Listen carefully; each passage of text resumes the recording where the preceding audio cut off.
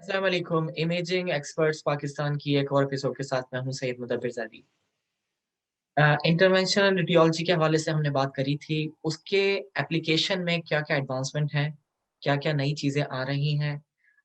As application specialist आपका क्या role है पाकिस्तान में या इंटरनेशनली, उस पे हमें डिस्कस करने के लिए मौजूद है हमारे साथ समीना। अस्सलाम वालेकुम समीना, कैसी हैं आप? वालेकुम सलाम मुदब्बिर, मैं बिल्कुल ठीक हूँ। आप कैसे हैं? मैं ठीक-ठाक। आपको इमेजिंग एक्सपर्ट पाकिस्तान पे खुशामदीद है।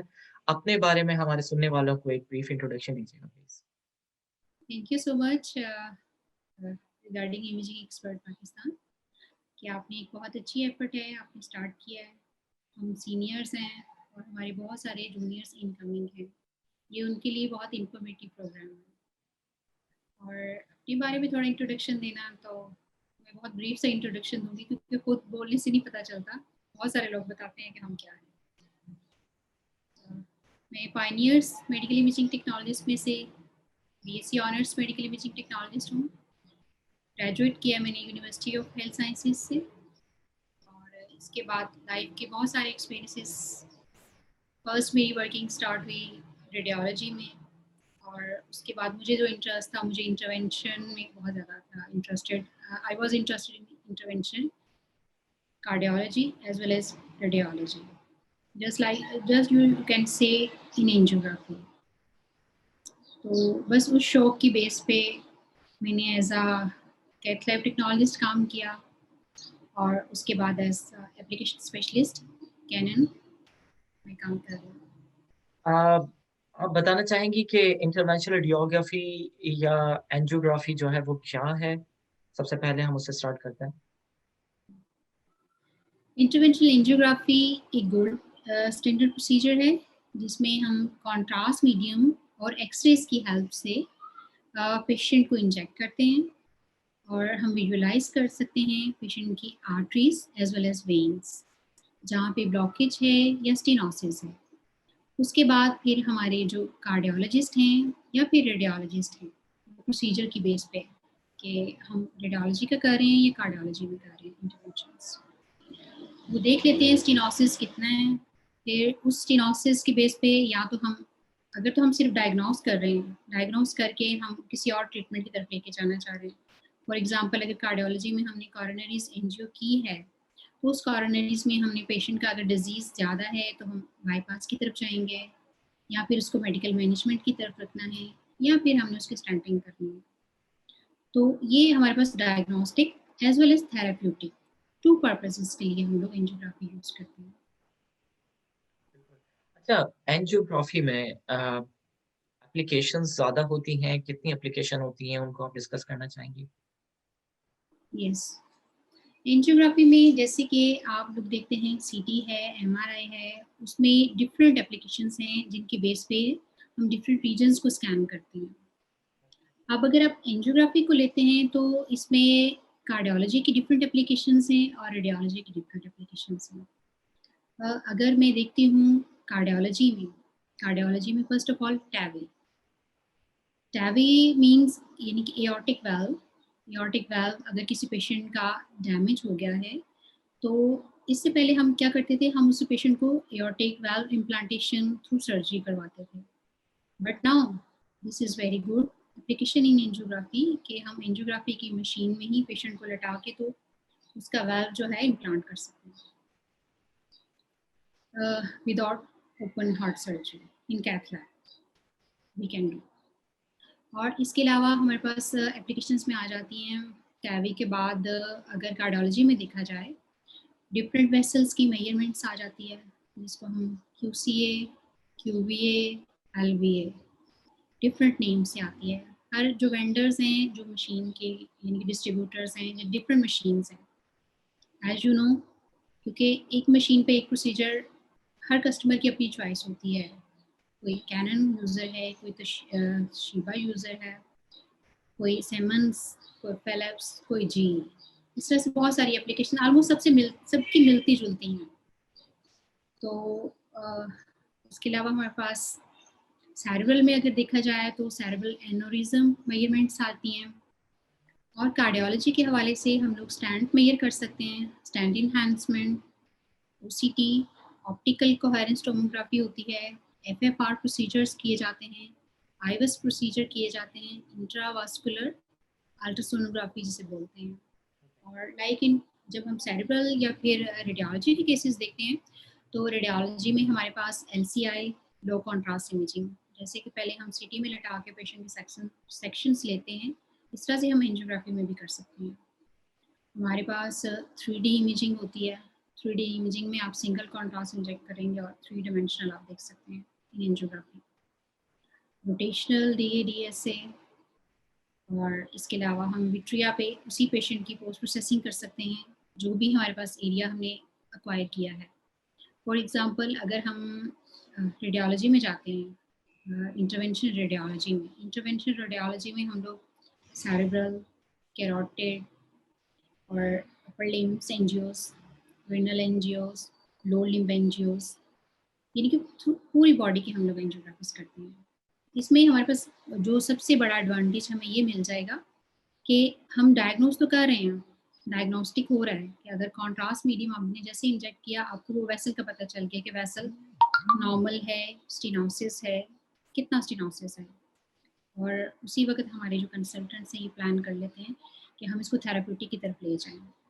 तो सेम टाइम में आप पेशेंट को ट्रीटमेंट की तरफ मीन्स उसकी स्टंटिंग कर सकते हैं, और एम्बोलाइजेशन जैसे कि कॉइल बताया मैंने सेरेब्रल के केसेस में, कैरोटिड में। नहीं, माशाल्लाह से बहुत ज़्यादा डिटेल बताई हैं और बहुत अच्छा लगा। बहुत सारे लोगों को तो जो इंटरनेशनल से वाकिफ़ नहीं है, उनको पता भी नहीं है कि इस इतना हद तक इंटरनेशनल फैल चुका है। मैं आपसे पूछना चाहूँगा कि एज़ अ एप्लीकेशन स्पेशलिस्ट अ, क्या रोल होता है एप्लीकेशन स्पेशलिस्ट का इन एंजियोग्राफी? जी, एप्लीकेशन स्पेशलिस्ट एक इमर्जिंग फील्ड है पाकिस्तान में, अगर आपने देखा जाए तो। तो जैसे ही हमारे आपने देखा होगा इंजीनियर्स मशीन की इंस्टॉलेशन करते हैं, एक मशीन बन के आती है, मशीन किसी भी हॉस्पिटल में इंस्टॉल की जाती है। उस मशीन में डिफरेंट सॉफ्टवेयर्स होते हैं, अ लॉट ऑफ सॉफ्टवेयर्स। अब उन सॉफ्टवेयर्स को आपने कैसे यूज़ करवाना है अपने कस्टमर्स को, मीन्स हमारे जो टेक्नोलॉजिस्ट हैं, हमारे रेडियोग्राफर्स हैं, हमारे डॉक्टर्स हैं।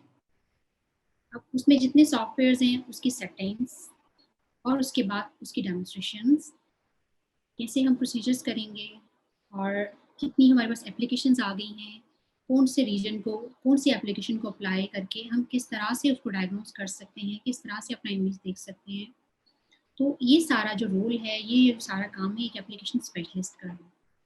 और एप्लीकेशन स्पेशलिस्ट क्योंकि हमारा बैकग्राउंड भी मेडिकल है, अ, तो मेडिकल के बेसिस पे हम लोग को डिज़ीज़ का आइडिया होता है कि ये डिज़ीज़ है, ये हमारे पास इन्वेस्टिगेशन आई है, इस इन्वेस्टिगेशन को मिनिमाइज़ टाइम में हमने किस तरह से रखना है, और इमेज क्वालिटी को कैसे इम्प्रूव करना है, पेशेंट का बेनिफिट इसमें कितना हो सकता है। जैसे कि टेक्नोलॉजिस्ट, रेडियोग्राफर्स या डॉक्टर्स, उनको तो हम एक्सप्लेन कर देते हैं कि ये सॉफ्टवेयर आपने यूज़ करना है, इस सॉफ्टवेयर को ऐसे अप्लाई करना है, और इस सॉफ्टवेयर की बेस पे आप ऐसे डायग्नोज कर सकते हैं। यानी मशीन में सॉफ्टवेयर बेस्ड और पेशेंट बेस्ड जितनी एक्सप्लेनेशंस हैं, एक ये एप्लीकेशन स्पेशलिस्ट ही करता है। और पाकिस्तान के अंदर और इंटरनेशनली एप्लीकेशन स्पेशलिस्ट का क्या स्कोप है इस हवाले से?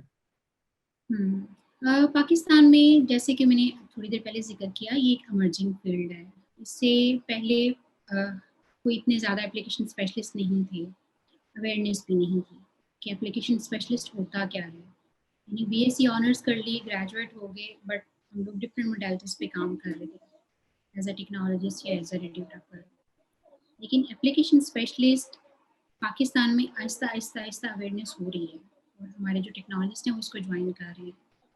इसमें ये होता है कि डिफरेंट ट्रेनिंग्स लेके आप उस इक्विपमेंट को खुद लर्न करते जाते हैं विद द टाइम।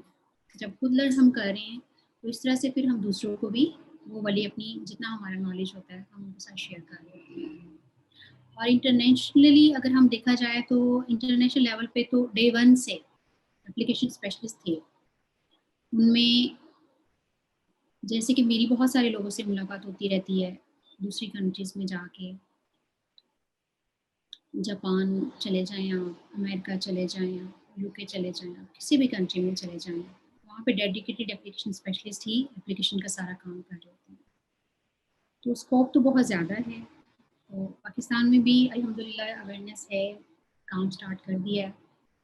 और अगर इसी तरह से अगर आपको किसी को फॉरेन कंट्रीज़ में जाके अपॉर्चुनिटी मिलती है, तो उसमें पे पैकेज भी अच्छा आपको मिलता है और आपकी लर्निंग भी साथ-साथ चलती जाती है।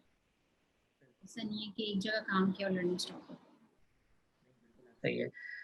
अच्छा, ये जो एप्लीकेशन के हवाले से मैं एक और सवाल करना चाहूँगा कि एंजियोग्राफी के अंदर क्या-क्या नई एडवांसमेंट है, या ऐसी कोई टेक्नोलॉजी या ऐसे कोई सॉफ्टवेयर या ऐसी कोई एप्लीकेशन है जो कि मौजूदा जो है वो बहुत न्यू है या एक्सपेक्टेड है फ्यूचर के अंदर? जी, जो हमारे पास मौजूदा एंजियोग्राफी में एडवांसमेंट है, एक तो टाइम बहुत कम हो गया है।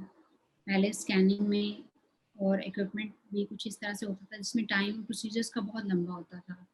आपने पेशेंट को लेटाया और बहुत सारे लोग डर रहे होते हैं कि क्योंकि इसमें रेडिएशंस होती हैं, एक्स-रेज़ कंटीन्यूअस एक्स-रेज़ होती हैं, जस्ट लाइक इन फ्लोरोस्कोपी। तो उस चीज़ को एक ख़्याल में रख के बहुत सारे ऐसे नए सॉफ्टवेयर्स आ गए हैं, लाइक डोज़ ट्रैकिंग सिस्टम्स और डोज़ अलर्ट्स कि जितनी रेडिएशन एक पेशेंट ले रहा है या जिस एरिया में या फिर हमने रख के पेशेंट का ओसीटी यानी कि अगर हमारे पास कोई सीटीओ पेशेंट है हमारे पास जिसकी वेसल क्रॉनिक ब्लॉक्ड है, जब उस सीटीओ को आपने ओपन करना है तो उसमें बहुत लंबे लंबे एक्सपोजर्स यूज हो रहे होते हैं। बट इन न्यू इक्विपमेंट्स हमारे पास इस तरह की एप्लीकेशंस हैं, जस्ट लाइक मैंने आपको पहले बताया कि डीटीएस डोज ट्रैकिंग सिस्टम है। हमें जैसे ही रीडिंग का पता चलता है कि इस लेवल पे इसकी डोज़ इतनी हो गई है, वहाँ से हमें एरिया रेड नज़र आना शुरू हो जाए, फ़ौरन से हम जो रेडियोग्राफ़र्स हैं, उसको डॉक्टर्स कहते हैं कि आप एंगुलेशन चेंज कर लें इसकी। उस रेडिएशन डोज़ को हमने मिनिमाइज़ कर लिया और इससे पहले डायग्नोज़ करने के लिए किसी भी चीज़ को हमारे पास इमेज क्वालिटी बहुत अच्छी होनी चाहिए। तो इन न्यू इक्विपमेंट्स, इन न्यू सॉफ्टवेयर्स हमारे पास इमेज क्वालिटी बहुत एक्सीलेंट है। और इसके अलावा हमारे पास डायग्नोसिस के लिए बहुत ज़्यादा एडवांसमेंट हो गई है। अब डायग्नोसिस कैसे हम कोई भी स्टडी एक्वायर कर लेते हैं, उस स्टडी को हम ऐसे करते हैं कि अपने वर्क स्टेशन पे जाके पोस्ट प्रोसेसिंग कर लेते हैं। पोस्ट प्रोसेसिंग करके फिर हम लाइव अंदर अपने लार्ज मॉनिटर्स जो हमारे पास अवेलेबल हैं, हम उन पे अपने जो कंसल्टेंट काम कर रहे हैं, हमारे पास रेडियोग्राफर्स काम कर रहे हैं, हम उनको शो करवा देते हैं। ठीक है। समीना, अगर मैं आपसे पूछना चाहूँ कि ऑब्वियसली एंजियोग्राफी के अंदर रेडियोग्राफर्स का रोल क्या डिफाइन होगा? रेडियोलॉजिस्ट का या नर्सेस का तो रोल डिफाइन है। रेडियोग्राफर को अगर आप उसका रोल डिफाइन करना चाहती हैं एंजियोग्राफी में, तो आप वो कैसे करेंगी? प्लस ये कि रेडिएशन के हवाले से जैसे आपने ज़िक्र किया कि रेडिएशन डोज़ेज़ बहुत ज़्यादा होती हैं। उस हवाले से आप कुछ कहना चाहेंगी, कुछ इन्फॉर्मेशन देना चाहेंगी, शेयर करना चाहेंगी इस प्लेटफ़ॉर्म के थ्रू? जी, बिल्कुल। तो रेडियोग्राफर का एक मेन रोल है एज़ अ एंजियोटेक या कैथ लैब टेक। एंजियोटेक में पेशेंट की एंट्री से लेके इक्विपमेंट मीन्स जो एंजियोग्राफी मशीन इक्विपमेंट है उससे लेके प्रोसीजर्स के कंप्लीट होने तक, मीन्स पेशेंट का डाटा आया, इंफॉर्मेशन आई, उसने इनपुट की, फिर अपने हमारे पास जो कार्डियोलॉजिस्ट हैं या इंटरवेंशन रेडियोलॉजिस्ट हैं, उनको अगर जो एंगुलेशंस मशीन में चाहिए होते हैं उनको, यानी कि डिफरेंट एंगल्स हम लोग यूज़ कर रहे होते हैं इसमें पेशेंट को विजुअलाइज़ करने के लिए जो हमारा एरिया ऑफ इंटरेस्ट है, वो सारे एंगुलेशन जो है हमारे रेडियोग्राफर्स कर रहे होते हैं। इसके अलावा उस मशीन में जितनी और एप्लीकेशंस मैंने थोड़ी देर पहले डिस्कस की हैं आपसे, उन एप्लीकेशन को कैसे यूज़ करना है और ऑन टाइम कैसे यूज़ करना है, क्योंकि ये सारा कुछ लाइव चल रहा होता है। वो भी रेडियोग्राफर्स कर रहे होते हैं और एट द एंड ये जैसे ही हमारा प्रोसीजर कंप्लीट हो जाता है, तो उसके पेशेंट को हमने डाटा कैसे प्रोवाइड करना है, मीन्स उसको सीडी में हमने देना है या फिर हमने कोई हार्ड उस पेशेंट को रिपोर्ट देनी, प्रिंट आउट्स देनी है, तो ये सब भी रेडियोग्राफर्स ही कर रहे होते हैं। तो बहुत मेन रोल है रेडियोग्राफर का, इक्विपमेंट को संभालना, इक्विपमेंट को चलाना और मशीन के बगैर तो एंजियोग्राफी पॉसिबल ही नहीं है। रेडियोग्राफर ऑपरेट के करना बगैर। रेडियोग्राफर का रोल है सारा कि आपके रेडिएशन को मद्देनजर रखते हुए मशीन के इक्विपमेंट को बेहतर तरीके से ऑपरेट करें। आपने रेडिएशन का भी पूछा था कि क्योंकि इसमें लाइव रेडिएशंस होती हैं, फ्लोरोस्कोपी होती है, तो रेडिएशन को कंट्रोल करना और उसको मिनिमाइज करना ये भी रेडियोग्राफर की ही ड्यूटी होती है। उसमें रेडियोग्राफर्स हमारे इमेज को वेल कॉलीमेट कर लेते हैं। पेशेंट का एसआईडी जो source to image receptor distance है, पेशेंट के ब्लड पैनल डिटेक्टर्स कितना उसको क्लोज रखना है, एंगुलेशन मैंने डीप इतने ज़्यादा नहीं करने कि मेरे पास बहुत ज़्यादा स्कैटर रेडिएशंस आ जाए। और इसके अलावा हमारे पास लेड की बहुत सारे स्क्रीन्स होती हैं, उन स्क्रीन्स को प्रॉपर्ली कहाँ पे प्लेस करना है, रेडियोग्राफर्स बहुत अच्छे से गाइड करते हैं इस चीज़ को। और हमारे पास जैसे कि फीचर बहुत सारे फीचर्स हैं जो रेडिएशन कंट्रोल करने के लिए, जस्ट लाइक थोड़ी डिफिकल्ट वो एप्लीकेशंस हैं, स्पोर्ट फ्लोरोस्कोपी, उसको सिलेक्ट करना प्रॉपर और फिर अपने डॉक्टर को लेना कि अब आप करें।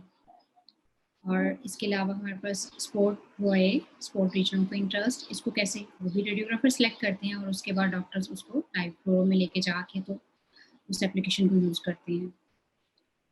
इट मीन्स के अब इतनी ज़्यादा फीचर्स आ चुके हैं मशीन्स में, इतनी एडवांसमेंट हो चुकी है, जैसे पहले लोग खतरनाक समझते थे एंजियोग्राफी को या बहुत डरते थे, लेकिन अब ऐसा नहीं है। और इसके अलावा ये भी आपके नॉलेज में होगा और सब लोग जानते भी होंगे क्योंकि यहाँ पे बहुत सारा हम लोग लेड एप्रन्स यूज़ कर रहे हैं, लेड गूगल्स यूज़ कर रहे हैं, थायराइड कॉलर्स यूज़ कर रहे हैं, अपने हेड के लिए लेड शील्ड्स यूज़ कर रहे हैं और प्रॉपर सारे के सारी जितनी चीज़ें होती हैं कैथ लैब की उसको मेंटेन करवाना, ये सारे काम रेडियोग्राफर का ही होता है। आखिर में मैं आपसे पूछना चाहूँगा कि इस प्लेटफ़ॉर्म के थ्रू कोई एक नसीहत या कोई एक गिला आपके पास आपका जो है, जो शेयर करना चाहती हैं, तो ये प्लेटफ़ॉर्म हाज़िर है। रिगार्डिंग नसीहत एंड रिगार्डिंग एडवाइस और रिगार्डिंग गिला, गिला तो मुझे किसी से कोई नहीं है क्योंकि मैंने जितनी जगह पे काम किया है और जितने लोगों के साथ मैंने काम किया है माशाल्लाह सब बहुत अच्छे हैं और क्योंकि मैं खुद सबकी बहुत रिस्पेक्ट करती हूँ। बीइंग अ टेक्नोलॉजिस्ट या बीइंग अ ह्यूमन, आप जितनी किसी को रिस्पेक्ट देते हैं, आप उतनी एक्सपेक्ट भी कर देते हैं और अल्हम्दुलिल्लाह मैं बहुत सैटिस्फाइड हूँ अपनी फील्ड से। और as a imaging technologist start में मुझे रिग्रेट होता था कि यार ये हमने क्या कर लिया, हमें 17 की सीट्स नहीं मिल रही, हम लोग की सैलरी पैकेज इतने अच्छे नहीं है। But now with the passage of time इस चीज़ को मैंने रियलाइज़ कर लिया है कि this is not bad field. नसीहत ये है कि क्योंकि हर फील्ड जो भी आप चूज़ करते हैं उसमें आपको स्ट्रगल करनी पड़ती है, तो स्ट्रगल करते रहें और ये आप इस चीज़ का रखें कि ये नहीं कि हमेशा आप जो चीज़ करते हैं आपको इन रिटर्न बहुत अच्छा ही मिलेगा। ऐसा होता है कि बाज़ का आपको वो वाली जो एक्सपेक्ट कर रहे थे उसके अकॉर्डिंग नहीं मिल रहा होता, बट काम काम काम काम करते रहें क्योंकि इंसान की काम की और उसके नॉलेज की ही रिस्पेक्ट है। आप लोग सीखते रहें, करते रहें, करते रहें, करते रहें और अल्हम्दुलिल्लाह जैसे कि मुझे इसका बेनिफिट हुआ है, मुझे अल्लाह ताला ने रिस्पेक्ट दी है, आप सबको भी मिलेगी। डिसअपॉइंट नहीं होना, किसी चीज़ से भी आप लोगों ने डिसअपॉइंट नहीं होना, बस कीप ऑन स्ट्रगलिंग। नहीं, बिल्कुल बहुत अच्छी बात करी है आपने। कंटिन्यूअस डेवलपमेंट आपकी होनी चाहिए, प्रोग्रेस करते रहें, रिस्पेक्ट देंगे तो रिस्पेक्ट मिलेगी आपको। बहुत अच्छा आपने मैसेज दिया है और इमेज आपका बहुत शुक्रिया कि आपने प्लेटफ़ॉर्म को टाइम दिया और बहुत काफ़ी कुछ जो है हमें जानने को मिला एंजियोग्राफी के हवाले से और एप्लीकेशन के हवाले से। इमेजिंग एक्सपर्ट्स पाकिस्तान की इस एपिसोड को हम यहीं फिनिश करते हैं। इंशाल्लाह नेक्स्ट एपिसोड के साथ दोबारा हाज़िर होंगे। अल्लाह हाफ़िज़।